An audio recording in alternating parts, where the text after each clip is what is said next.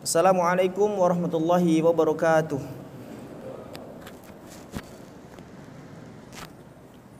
Innal hamdalillah nahmaduhu wa nasta'inuhu wa nastaghfiruh wa na'udzu bihi min sururi anfusina wa min sayyiati a'malina. May yahdihillahu fala mudhillalah wa may yudlilhu falan tajida lahu waliyyan mursyida. Asyhadu an la ilaha illallah wahdahu la syarikalah wa asyhadu anna Muhammadan abdu wa rasuluhu la nabiyya wa la rasula ba'dah. Allahumma shalli wa sallim wa barik ala Muhammad wa ala alihi wa ashabihi wa man salaka ala nahji ila yaumiddin. Yaqulullahu ta'ala fi kitabihil karim, ya ayyuhalladzina amanu taqullaha haqqa tuqatih wa la tamutunna illa wa antum muslimun. Wa qala nabiyuna Muhammad sallallahu alaihi wasallam, khairukum man ta'allamal qur'ana wa 'allamahu. Ikhwani fiddin arsadukumullah, jamaah salat maghrib yang dimuliakan Allah. Alhamdulillah pada maghrib kali ini sudah masuk hari Sabtu dalam penanggalan Hijriyah, yang di mana cuaca agak dingin dan mungkin tak sedingin saudara-saudara kita yang hari ini sedang berada di kamp-kamp pengungsian dari letusan Gunung Semeru. Yang mungkin setelah pengajian ini kita bisa pulang, bertemu keluarga, istirahat di rumah dengan nyenyak. Saudara-saudara kita tetap berada di tenda-tenda pengungsian. Maka di satu sisi bersyukur kita kepada Allah diberikan kelapangan. Di satu sisi banyaklah kita mengambil pelajaran dari apa yang telah terjadi di sekitar kita. Termasuk materi yang akan saya angkat pada malam hari ini, yaitu bagaimana cara pemimpin menghadapi bencana dan musibah. Tentu ini saya sarikan dari perjalanan hidup Rasulullah SAW, kemudian diikuti oleh Umar bin Khattab radhiyallahu anhu, lalu diikuti oleh seorang khalifah pada dinasti Umayyah yaitu Umar bin Abdul Aziz. Dan nanti kita akan lihat bagaimana contoh dua orang sahabat, satu dari kalangan perempuan dan satu dari kalangan laki-laki, yang mereka menikmati betapa manisnya bersabar di atas ujian dan musibah.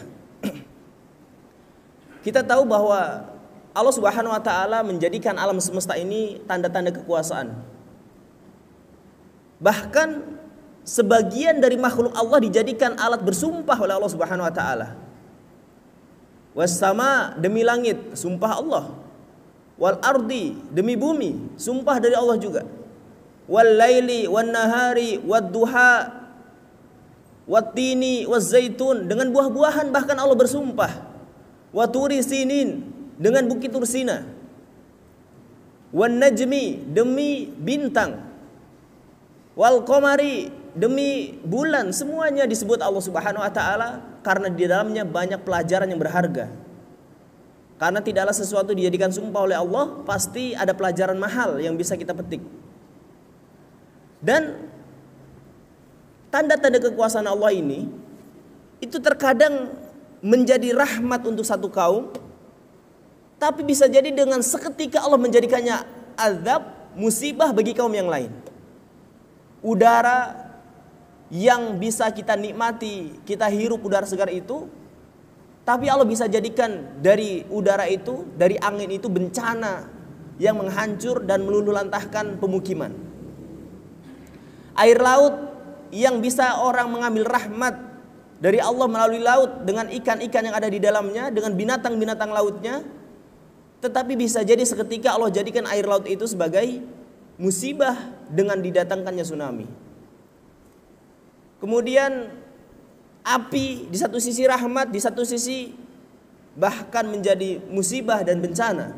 Termasuk juga gunung, di mana ketika Allah menjadikan gunung itu rahmat, maka air mengalir deras dari atasnya, udara segar keluar darinya. Kemudian pemukiman yang asri indah, sebagaimana bayangan kaki gunung yang selama ini kita ada di kepala kita. Tetapi bisa jadi gunung ketika Allah perintahkan untuk menjadi ujian, musibah, bahkan bencana kepada satu kaum, maka terjadilah apa yang terjadi. Maka yang ingin saya garis bawahi dalam pertemuan kali ini bahwa selain ketika melihat sesuatu itu kita terkadang menggunakan kacamata ilmiah hari ini, jangan lupa memandang sesuatu itu dengan kacamata keimanan. Dan inilah yang banyak kita lupakan hari ini, bahkan banyak dilupakan para pemimpin kita. Ketika terjadi sesuatu bencana di sini di sana, yang dipikirkan adalah yang pertama kali dipikirkan adalah bagaimana bencana itu dicari tahu, apakah kalau misalnya gempa, apakah ada gempa susulan, berapa besarnya gempa itu, berpotensi tsunami atau tidak. Hanya berputar pada masalah itu. Ada tidak selama ini ketika terjadi bencana secara resmi dari pemimpin-pemimpin kita menyerukan untuk bertaubat kepada Allah Subhanahu wa taala? Menyerukan untuk beristighfar kepada Allah Subhanahu wa taala, baru setelah itu memperbaiki apa yang rusak. Kita akan nanti lihat di dalam sejarah bagaimana para pemimpin ini mereka menyikapi bencana dengan kacamata keimanan, sehingga bencana itu tidak membuat merasa berat di hati mereka. Dan semuanya ada solusi. Hujan adalah bagian dari makhluk Allah. Dan ketika turun hujan, Rasulullah sendiri yang mengajarkan Allahumma shayyiban nafi'an. Kita diminta untuk memohon kepada Allah Subhanahu wa taala diberikan hujan yang bermanfaat. Ketika terjadi petir, ada petir, itu juga bagian dari makhluk Allah Subhanahu wa taala, dan kita ada doanya. Subhanalladzi yusabbihu radu bihamdihi wal malaikatu min hifatihi. Ketika terjadi gerhana, juga ada ritual ibadah yang disyariatkan, salat khusuf atau kusuf, gerhana bulan dan matahari. Bahkan ketika hujan tak kunjung turun, syariat Islam memberi solusi, yaitu salat istisqa yang pernah kita lakukan di seberang Masjid Jami itu. Maka yang pertama, bencana pernah terjadi atau gempa atau ujian musibah itu pernah terjadi di masa Rasulullah SAW. Saat itu Rasulullah sedang berjalan bersama 3 sahabatnya, Abu Bakar As-Siddiq, Umar bin Khattab, dan Utsman bin Affan, ke atas Jabal Uhud. Tiba-tiba di atas Jabal Uhud, di atas gunung Uhud, terjadi guncangan, terjadi gempa. Maka apa kata Rasulullah SAW? Usbut Uhud, wa ma'alaika illa nabi wasiddiq wasyahidain. Diajak dialog, Pak. Gunung Uhud diajak dialog oleh Rasulullah. Diamlah Uhud, karena di atasmu hari ini sedang ada nabi dan ada as-siddiq, yaitu Abu Bakar, wasyahidain, dan 2 orang yang nanti akan mati syahid, yaitu Umar bin Khattab dan Utsman bin Affan. Ini secara sekilas saya bisa menyimpulkan bahwa seakan-akan Rasulullah memberikan isyarat bahwa keberadaan orang soleh di dalam sebuah negeri itu tidak layak di dalamnya ada bencana, Pak. Tolak ukurnya kesolehan. Sehingga Gunung Uhud saat itu ditegur oleh Rasulullah bahwa di atasnya ada orang-orang soleh. Maka jangan engkau berguncang, wahai Uhud. Ini saya rasakan sendiri, Pak, ketika terjadi turbulensi ya di pesawat itu. Berapa kali waktu itu saya nggak jadi mendarat, 1 jam itu putar-putar di atas bandara karena cuaca. Itu yang pertama kali di pikiran saya melihat sekeliling, Pak. Banyak orang soleh nggak? Kalau banyak orang soleh saya merasa tenang nih. Tapi kalau di sekitar saya orangnya terlihat orang-orang fajir, maka saya gelisah di situ. Karena saya yakin ketika di sekeliling saya adalah orang-orang soleh, saya merasa aman dan merasa nyaman bahwa pertolongan Allah Subhanahu wa taala itu dekat. Karena nggak mungkin saya katakan diam wahai angin, saya ini ada Imron, itu siapa saya gitu, Pak ya. Kalau Nabi seperti itu wajar, karena beliau adalah Nabi, di atasnya ada Abu Bakar As-Siddiq, di atasnya ada Umar dan ada Utsman. Maka ikhwanifidin arsadukumullah, alam semesta ini adalah ciptaan Allah, beredar dengan aturan Allah Subhanahu wa taala. Maka terbiasa Nabi dan orang-orang soleh itu, kalau alam ini terjadi sesuatu yang akan menimbulkan efek buruk, itu diajak dialog, Pak, oleh orang-orang soleh itu. Maka ketika Nabi Ibrahim dilemparkan oleh Allah Subhanahu wa taala ke dalam api, bahasa Allah pada api apa? Kul ya naru kuni bardan wa salaman ala Ibrahim. Allah memberitakan api itu menjadi dingin. Karena panas dan dinginnya api itu sesuai dengan kehendak Allah Subhanahu wa taala. api yang kita kenal panas bisa dingin jika Allah perintahkan menjadi dingin. Bahkan ketika Allah mengatakan kepada bumi saat Nabi Nuh di atas kapal, di atas bahtera, kemudian orang-orang kafir ditenggelamkan Allah, dibinasakan Allah. Setelah selesai, apa kata Allah Subhanahu wa taala? Qila ya ardu bla'i ma'aki wa yasama af'ali wa yasama aqli'i wa ghidul ma. Jadi Allah perintahkan kepada bumi untuk menelan air dan memerintahkan kepada langit untuk berhenti mencurahkan air dari atasnya sehingga banjir selesai.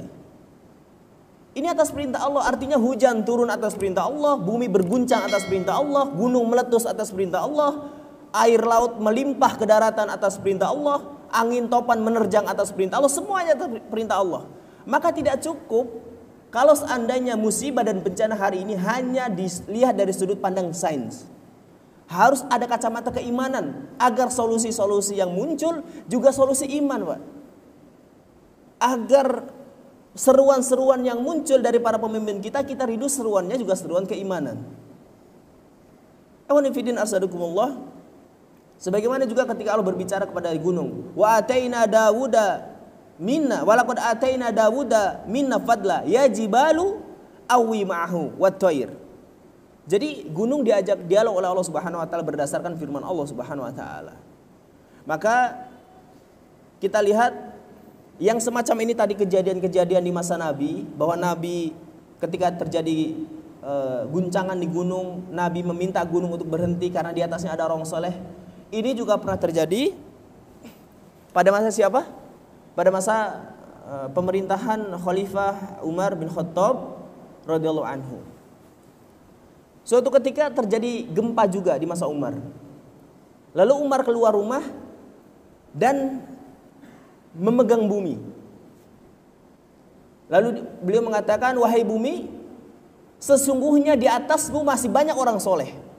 Ini lagi-lagi kesolehan yang dijadikan jaminan untuk meminta agar bumi berhenti bergerak, tentunya atas izin Allah Subhanahu wa taala. Lalu Umar keluar kepada kaumnya, ma'asra an ahdasta alaikum. Begitu cepat kalian berbuat maksiat wahai kaumku, kata Umar. Fa in adat latajidunani fihi. Kalau ini nanti terjadi gempa lagi, maka kalian tidak akan mendapati aku di tengah-tengah kalian. Maksudnya adalah Umar bin Khattab enggan tinggal di tengah-tengah orang yang banyak berlaku maksiat. Umar mendingan pergi ke tempat lain mencari orang-orang soleh. Ini peringatan, Pak, dari Umar bin Khattab bahwa kesolehan itu seakan menjadi jaminan keselamatan sebuah negeri. Kalaupun Allah menghabiskan di dalam satu negeri itu orang fajir dan orang solehnya, maka ketika orang soleh ini bersabar, tentu di sana ada kebaikan dan pahala dari Allah Subhanahu wa taala. Dan mungkin datangnya musibah itu juga karena orang-orang soleh diam terhadap kemaksiatan-kemaksiatan yang dilakukan oleh orang-orang fajir.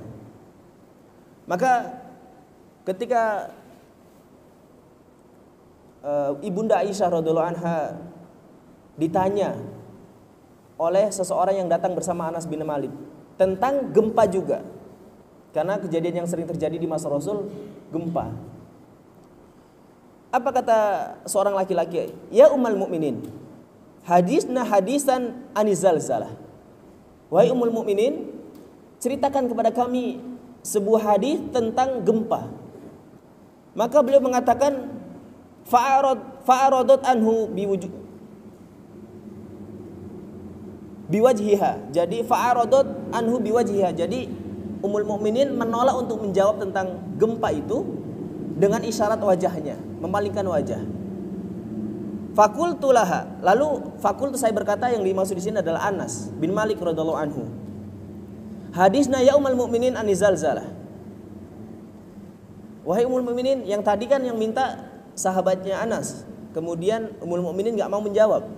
Lalu Anas memohon, wahai Ummul Mukminin, kasih tahu kami tentang gempa itu. Maka Ummul Mukminin mengatakan, ya Anas, in hadastuka anha istahzinan. Wahai Anas, kalau saya cerita nanti kamu akan sedih. Maka Anas mendengarkan apa itu gempa. Maka Ummul Mukminin Aisyah radhiyallahu anha mengatakan, Sama jawabannya juga jawaban keimanan. Apa kata Ummul Mukminin? Inna mra'ata idza khala'at thiyabaha fi ghairi baiti zawjiha hatta katma bainaha wa bainallah azza wa jalla min hijab.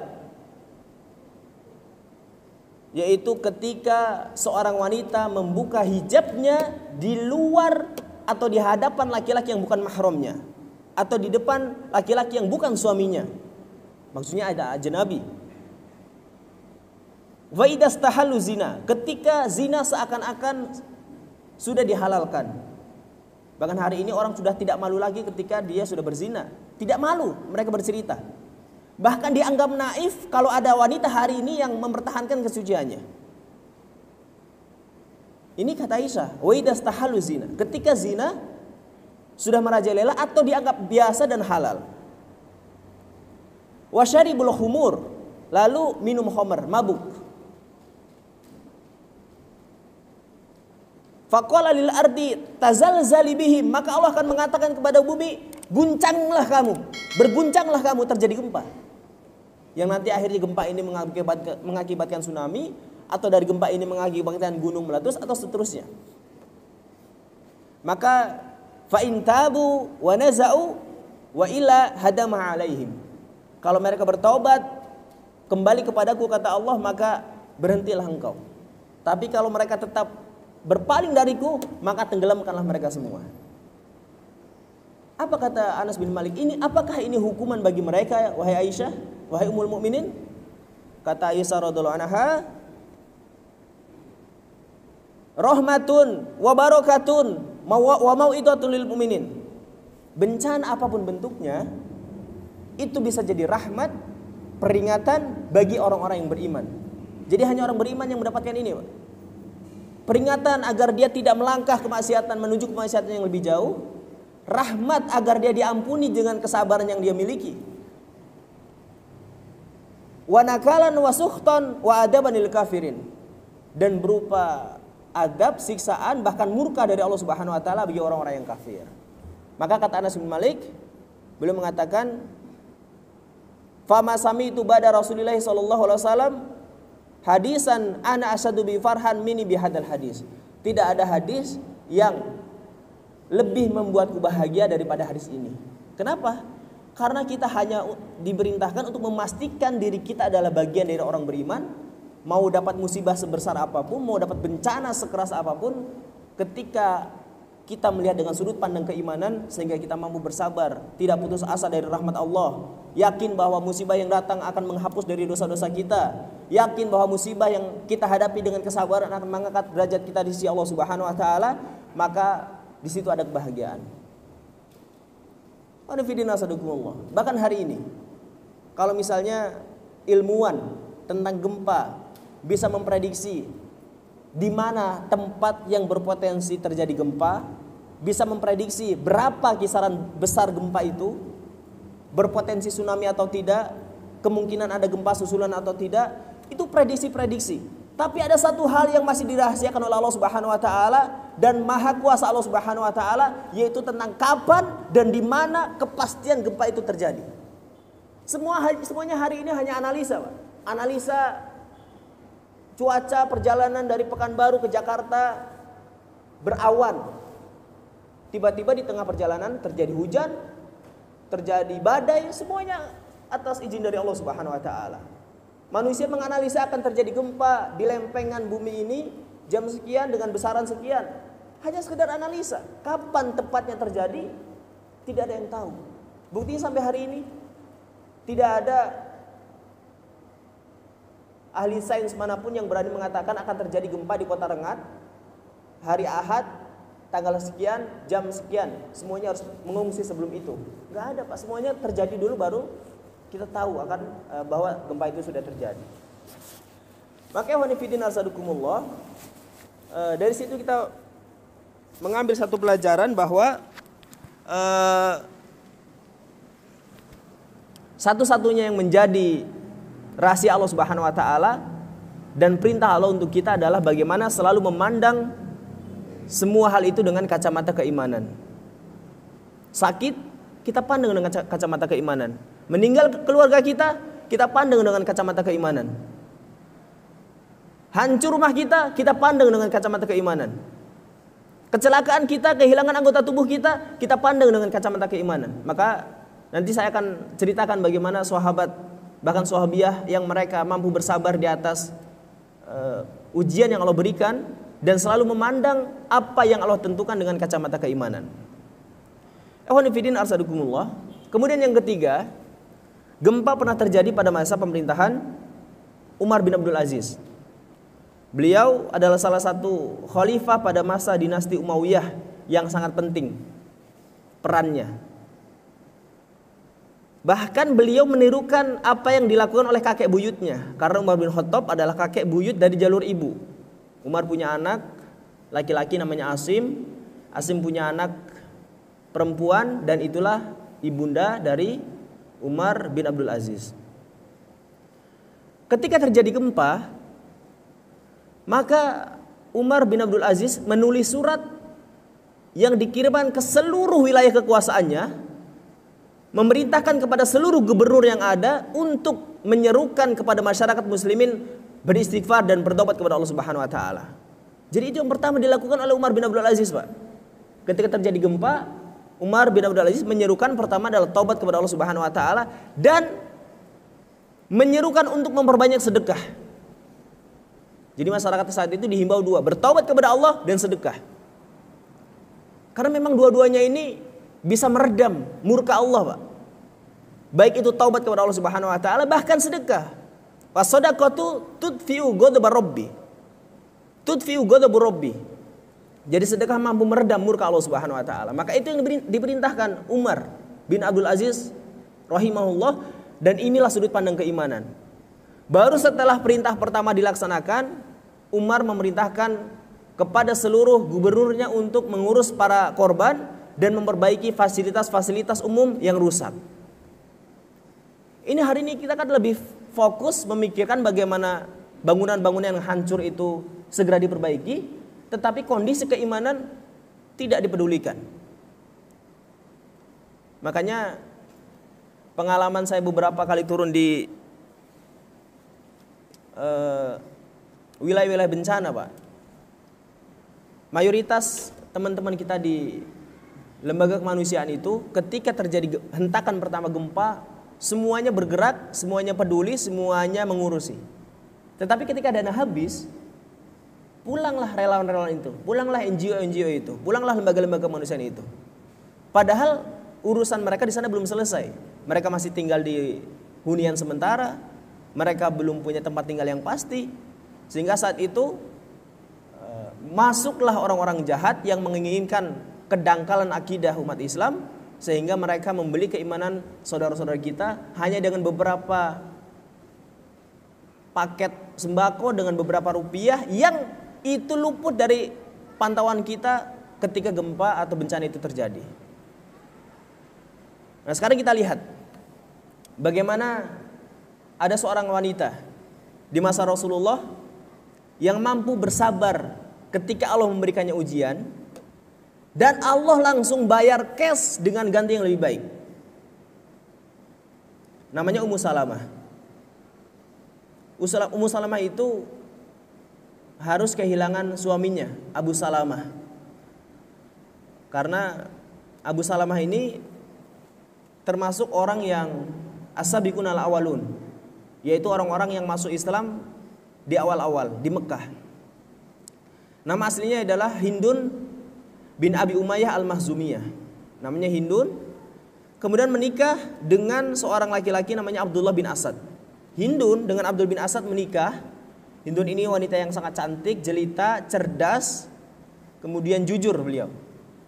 Menikah dengan Abdullah bin Asad. Kemudian terjadi seruan hijrah. Maka Abdullah bin Asad atau Abu Salamah ini adalah sahabat Nabi yang pertama kali hijrah dari Mekah ke Madinah, dan sempat berpisah 1 tahun dengan istrinya karena Hindun dihalang-halangi oleh keluarga besarnya untuk hijrah, jadi nggak boleh hijrah. Sedangkan Abdullah bin Asad berangkat pertama kali ke Madinah untuk berhijrah. Setahun berpisah, lalu akhirnya pada kesempatan setahun berikutnya Hindun atau Ummu Salamah bisa berkumpul lagi dengan Abu Salamah di Madinah. Nggak lama terjadi seruan perang Badar dan Abu Salamah ikut perang Badar. Kemudian terjadi, bahasa saya, balas dendamnya orang-orang kafir Quraisy sehingga terjadi perang Uhud. Dan saat perang Uhud lah Abu Salamah terluka yang begitu serius. Dari lukanya ini akhirnya menjadikan luka di sekujur tubuhnya membuat Abu Salamah sakaratul maut. Di tengah-tengah sakaratul maut itulah Ummu Salamah bertanya kepada Abdullah bin Asad tadi atau Abu Salamah. Beliau mengatakan, "Wahai suamiku, kalau engkau meninggal, engkau titipkan aku bersama siapa?" Karena Abu Salamah ini orang soleh, maka jawabannya adalah jawaban keimanan, Pak. Apa kata Abu Salamah? "Ya Allah, sungguh engkau lebih baik untuk Ummu Salamah daripada Abu Salamah." Jadi Ummu Salamah dititipkan oleh suaminya yang sedang sakaratul maut itu kepada Allah Subhanahu wa taala. Kita tahu dari pernikahan Ummu Salamah atau Hindun tadi dengan Abdul bin Asad, punya anak namanya Salamah, makanya Hindun dipanggil Ummu Salamah, Abdul bin Asad dipanggil Abu Salamah. Dan qadarullah, saat Rasulullah punya kebiasaan untuk mengunjungi sahabat-sahabat yang sedang sakit, terlebih Abdul bin Asad saat itu sakit karena bekas luka yang mengenainya saat perang Uhud. Maka saat itu Rasul berada di rumah Abu Salamah. Mendengar suara tangisan di dalam, Abu Salamah tahu, oh ini berarti kemungkinan Abu Salamah sudah meninggal. Betul, Abu Salamah sudah meninggal, maka Rasulullah hanya bersabda satu sabda. Apa kata Rasulullah SAW? La yusibu ahadan minal muslimin musibatan, la yusibu ahadan minal muslimin musibatun fayastarji'u inda musibatihi summa yaqul Allahumma jurni fi musibati wahluf li khairan minha. Apa kata Rasul? Illa fu'ila dzalika bihi. Tidaklah setiap orang mendapatkan musibah, kehilangan barang yang ia sayanginya kah, hancurnya rumah yang ia tinggali kah, meninggalnya orang-orang yang dia cintai kah, atau hilangnya pekerjaan dan sumber pencaharian yang ia selama ini ada di dalamnya. Segala macam ujian Allah, yang penting itu adalah ujian dan musibah. Fayastarji, lalu dia mengalafatkan lafaz istirja, inna lillahi wa inna ilaihi rajiun, bahwa kita adalah milik Allah dan akan kembali kepada Allah Subhanahu wa taala. Lalu berdoa kepada Allah Subhanahu wa taala, Allahumma jirni fi musibati, ya Allah, berikanlah pahala untukku atas musibahku, wakhluf li khairam minha, dan gantikan untukku yang lebih baik daripada yang kau ambil. Itu saja, Pak. Istirja, doa ketika kena musibah. Hindun saat itu melafalkan doa itu dan melafalkan istirja atas dasar ketundukannya dengan syariat Rasulullah SAW. Kata Rasul, kalau siapa saja yang melakukan itu, illa fu'ila dzalika bih, kecuali pasti akan Allah kabulkan itu. Kabulkannya apa? Mendapatkan pahala dari kesabaran atas musibah yang menimpanya. Yang kedua, digantikan dengan yang lebih baik. Maka ikhwan fillah asadukumullah, setelah masa idah selesai, Ummu Salamah dibolehkan nikah lagi. Masa idah meninggal dunia, arba'ata ashhuri wa asra, 4 bulan 10 hari. Masa idah selesai, maka banyak sahabat yang meminangnya, Pak. Di antara sahabat yang datang meminangnya adalah Abu Bakar As-Siddiq dan Umar bin Khattab radhiyallahu anhuma. Tetapi ternyata yang diterima oleh Ummu Salamah adalah pinangan Rasulullah SAW. Dan kita tahu Ummu Salamah adalah salah satu dari sekian istri Nabi. Dan Allah buktikan itu, Pak. Wakhluf li khairan minha, dan berikan aku ganti yang lebih baik darinya. Itu Allah kabulkan. Abu Salamah, kita yakin dan percaya kesolehannya, Tapi kalau dibandingkan Rasul, jelas Rasul lebih utama. Manusia paling mulia itu Nabi Muhammad SAW. Maka setelah pernikahan, Ummu Salamah ngobrol dengan suaminya, Nabi Muhammad SAW. Wahai Rasulullah, saya ini wanita yang punya banyak masalah. Di antaranya yang pertama, aku ini istrimu yang usiaku lebih dan paling tua dibandingkan seluruh istrimu yang ada. Karena saat itu Khadijah tentu sudah meninggal, Pak. Jadi sepeninggal Khadijah tidak ada wanita yang lebih tua dari Ummu Salamah. Yang kedua, aku ini punya beberapa anak kecil. Dan yang ketiga, aku ini sangat pecemburu. Jadi cemburu akut, dan ini disampaikan kepada Rasulullah SAW. Apa kata Rasulullah menjawab jawaban Ummu Salamah? Wahai istriku, kalau engkau lebih tua dari seluruh istri-istriku, maka ketahuilah bahwa aku lebih tua darimu. Kata Nabi, kalau engkau punya anak-anak kecil, maka anak-anakmu akan menjadi anak-anakku juga. Untuk yang masalah cemburu, apa kata Nabi? Amma ma tadakkarti minal ghirah fa sawfa yudhibuha Allah azza wajal. Wa amma ma tadakkarti minas sini faqad asobani mislul ladzi asobaki. Wa amma ma tadakkarti minal iyal fa inna ma iyaluka iyali. Jadi kalau urusan cemburu, maka saya serahkan kepada Allah Subhanahu wa taala. Karena Nabi enggak mungkin bisa menghilangkan kecemburuan dan sifat kecemburunya Ummu Salamah. Maka urusan umur saya lebih tua, kata Rasul. Urusan anak, anakmu akan jadi anakku juga. Tapi urusan cemburu saya serahkan kepada Allah Subhanahu wa taala. Semoga Allah mengangkat kecemburuan yang berlebihan darimu itu.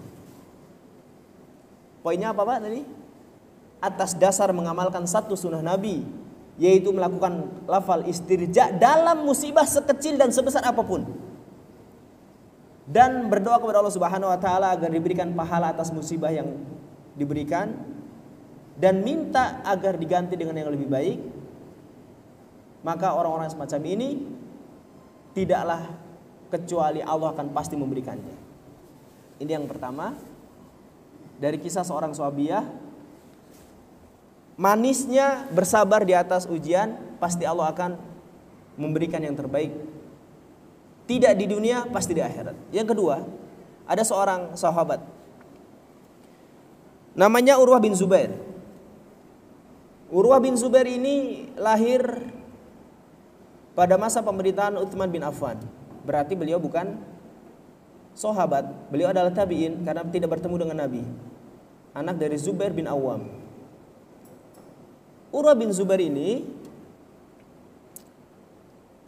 pada masa pemerintahan yang dipimpin oleh Al-Walid bin Abdul Malik, beliau melakukan perjalanan dari Madinah ke Damaskus karena pusat pemerintahan Bani Umayyah saat itu berada di Damaskus, dan Al-Walid bin Abdul Malik sedang berkuasa di sana sebagai seorang khalifah. Di tengah jalan,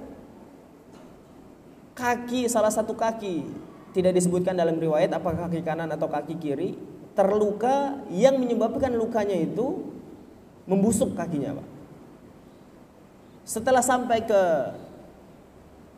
Damaskus, kemudian khalifah memerintahkan dokter-dokter ahli untuk mengobatinya. Sampailah pada satu kesimpulan bahwa kalau dibiarkan maka akan menjalar dan seluruh kakinya akan membusuk, maka harus ada amputasi. Sebagaimana juga kedokteran kita hari ini. Kedokteran kita hari ini ketika memang sudah tidak bisa dilakukan pengobatan tanpa amputasi, dan kalaupun harus diamputasi maka harus amputasi. Kedokteran zaman dulu juga demikian. Namun bedanya zaman dulu terkadang rasa sakit harus dihilangkan. Harus dihilangkan akalnya agar ketika amputasi tidak terasa. Maka Urwah bin Zubair ini diminta oleh para dokter itu untuk meminum khamr, Pak, agar dia sakar, agar dia mabuk sehingga ketika dipotong kakinya dia tidak terasa. Maka yang dilakukan oleh Urwah bin Zubair saat itu adalah ini pandangan iman ini Pak, pandangan iman. Kalau kita hari ini betapa sedihnya kita Pak, dengan ketika ada salah satu dari anggota tubuh kita diambil, ketika mungkin harus dipotong, diamputasi, betapa sedihnya kita. Tetapi pandangan Urwah bin Zubair saat itu adalah, ya Allah,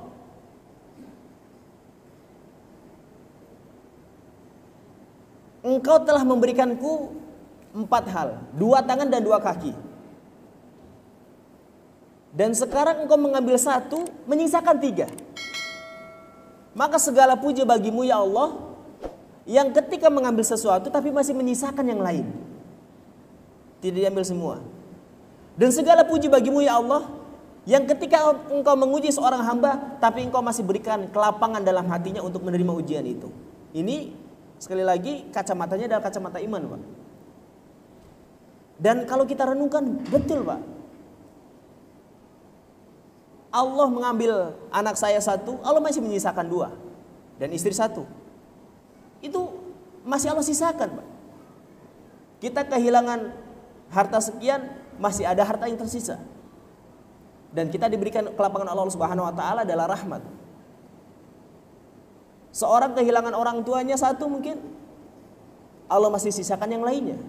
Allah ambil kedua orang tuanya, Allah masih sisakan istri dan anak-anaknya. Allah ambil seluruh keluarganya, Allah masih sisakan kerabat-kerabatnya. Allah ambil seluruh kerabatnya misalnya, Allah sisakan tubuh yang masih berfungsi dengan sempurna, dan seterusnya dan seterusnya. Karena di setiap kesempitan yang Allah berikan, Allah masih berikan ternyata kelapangan-kelapangan yang lain. Maka sebesar apapun musibah, jika dipandang dengan pandangan keimanan, maka kita akan lapang. Sebagaimana kelapangan yang diberikan oleh Allah kepada Urwah bin Zubair, sehingga beliau tidak mau minum khamr dan meminta dipotong kakinya saat beliau dalam kondisi sholat. Maka saat itu Al-Walid bin Abdul Malik yang sedang rapat di ruang meeting kekhalifahan sampai tidak tahu kalau acara prosesi amputasi kaki Urwah bin Zubair udah selesai. Karena nggak ada teriakan-teriakan, nggak ada heboh-heboh, semuanya berlalu dengan tenang. Dan saat itu Urwah mengatakan, saya tidak ingin dipotong salah satu dan diambil salah satu dari bagian tubuhku dengan tidak merasakan rasa sakit, karena saya tidak ingin pahalanya hilang, katanya Pak. Insya Allah ya. Itu kalau saya merenung, jauh sekali kita nih Pak dengan kesalahan-kesalahan mereka, sangat jauh. Dengan segala keluh kesah yang kita setiap hari keluhkan, yang setiap hari kita adukan kepada manusia, yang setiap hari kita merasa kekurangan, yang setiap hari kita jauh dari syukur, yang setiap hari kita bahkan kenikmatan sudah melimpah pun kita selalu merasa kurang. Maka orang beriman selalu memandang musibah sebagai cara Allah untuk menguji kesempurnaan, ketundukan dan penerimaan seorang hamba kepada Allah Subhanahu wa taala. Karena ketika dia sabar, menyerahkan semuanya kepada Allah, tidak berputus asa dari rahmat Allah Subhanahu wa taala dan yakin bahwa Allah akan mengganti dengan yang lebih baik, maka semuanya akan dilalui dengan mudah. Karena sudut pandang orang beriman, dunia ini sangat remeh, Pak. Apalah artinya misalnya rumah kita hanya singgah. Apalah artinya kendaraan misalnya. Kendaraan kita hanya titipan Allah. Dan ketika diambil, orang beriman selalu memandangnya dengan pandangan yang ringan. Asal iman tetap tertancap kuat dalam hatinya. Dan itu kita mudah-mudahan berharap kepada Allah Subhanahu wa taala kita termasuk yang demikian. Saya nggak terbayang, Pak, bagaimana kalau misalnya di tempat-tempat bencana itu ada orang-orang yang selama ini menghabiskan waktunya berpuluh-puluh tahun mengumpulkan harta dari yang diharamkan Allah, terbangun rumah dengan sekejap dihancurkan Allah. Memiliki kendaraan mewah dengan cara-cara yang juga diharamkan Allah, dengan sekejap dihancurkan Allah. Maka betapa ruginya, Pak, harta yang ia kumpulkan bahkan dengan dosa dan maksiat dari harta-harta yang diharamkan Allah, bahkan dia sendiri tidak mampu dan tidak cukup untuk mencicipi nikmatnya. Karena belum ia sempat cicipi nikmat itu, yang sebenarnya adalah bukan sebuah kenikmatan yang mendekatkan diri kepada Allah Subhanahu wa taala karena berangkat dari harta-harta yang haram, tapi Allah ambil itu. Kalau orang beriman masih bersyukur karena ketika dia membangun rumah dari harta yang halal, dia didik anaknya dengan harta yang halal, dia buat peternakan dari harta yang halal, dia beli kendaraan dari harta yang halal. Ketika Allah ambil itu dan dia bersabar di atasnya, maka betapa berharga dan betapa tinggi nilai keimanannya di mata Allah Subhanahu wa taala. Kalau orang ahli maksiat, hartanya harta haram, diambil Allah Subhanahu wa taala, dia bersabar, enggak ada manfaatnya, Pak, dari kesabaran itu. Apa yang perlu ia sabarkan? Karena sebenarnya dia tidak berhak dengan rumah itu. Karena sebenarnya dia tidak berhak dari kendaraan itu dan seterusnya. Maka saya tutup dengan firman Allah Subhanahu wa taala dalam surat Nuh, ayat yang sering kita dengar, bahkan mungkin sebagian besar kita hafal. Wa qul istaghfiru rabbakum innahu kana ghaffara yursilis samaa 'alaikum midrara wa yumdidkum bi amwalin wa banin wa yaj'al lakum jannat wa yaj'al lakum anhara. Ketika seorang dilanda musibah, hujan tak kunjung turun, rezeki terasa sempit, tak kunjung diberikan keturunan, bahkan kebun-kebun terasa kering, maka satu solusi dari Allah Subhanahu wa taala, perbanyak istighfar. Sebagaimana surat-surat yang ditulis oleh para pemimpin-pemimpin kita dahulu, ketika ada musibah dan bencana, yang dikedepankan adalah kesolehan, yang diingatkan pertama kali adalah tentang istighfar dan taubat. Setelah itu semua terurusi dan tertangani, barulah kita mengurusi hal-hal dan gedung-gedung kita yang rusak. Maka ketika istighfar ini senantiasa menjadi habit, menjadi rutinitas, menjadi karakter bahkan, maka Allah Subhanahu wa taala akan memberikan 4 kemudahan. Allah akan turunkan hujan, tentunya hujan rahmat, bukan bencana dan azab. Dan Allah akan lapangkan rezeki serta perbanyak keturunan, dan Allah akan alirkan sungai-sungai sebagai bentuk rahmat dan keindahan dari Allah Subhanahu wa taala. Maka mudah-mudahan Allah senantiasa jadikan hati kita adalah hati yang senantiasa memandang segala sesuatu, kenikmatankah, ujiankah, musibahkah, dengan pandangan keimanan. Ketika dapat jabatan baru, kerjaan baru, harta baru, kenikmatan baru, sudut pandangnya adalah sudut pandang keimanan. Ketika Allah ambil itu, juga kita lepas dengan pandangan keimanan. Mudah-mudahan pengajian kita pada malam hari ini bermanfaat. Saya rasa cukup. Waktu Isya udah masuk? Udah hampir masuk ya? 2 menit. Baik, saya rasa cukup. Oh iya Pak Haji. Masya Allah. Tafadhol Pak Haji. Kan ada satu ayat, banyak ayat. Iya. Yang menceritakan tentang musibah. Baik. Dan solusi dari musibah. Iya. Bagi orang beriman. Betul Pak Haji. Bismillahirrahmanirrahim. La yusibana illa ma kataballahu lana. Wa maulakum ala Allahi falyatawakkalun. Jadi sebabkan sebenarnya dari tulis Allah Ta'ala. Betul. Itu bulan disesali. Iya betul. Kenapa dicari, kenapa penyebabnya ini. Mereka lah ditulis oleh Allah Ta'ala.